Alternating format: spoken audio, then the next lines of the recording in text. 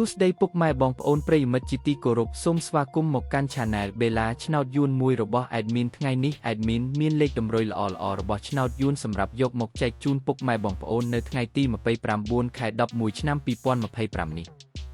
ដូចនេះ Admin មិនចង់ចាយពេលវេលារបស់ពុកម៉ែបងប្អូនយូរតោះយើងមកតាមដានលេខតម្រុយឆ្នោតរបស់យើងទាំងអស់គ្នាសម្រាប់លេខតម្រុយ2លេខមានលេខ57លេខ34និងចុងក្រោយលេខ88សម្រាប់លេខតម្រុយអូស2លេខមានលេខតម្រុយទី1អូស70និងលេខតម្រុយចុងក្រោយអូស40សម្រាប់លេខតម្រុយ3លេខមាន788គុណនិង719គុណសម្រាប់លេខតម្រុយថ្ងៃនេះ Admin សូមជូនពរឲ្យពុកម៉ែបងប្អូននិងប្រិយមិត្តទាំងឡាយជួបតែសំណាងល្អទាំងអស់គ្នាហេងមានលាភមានជ័យ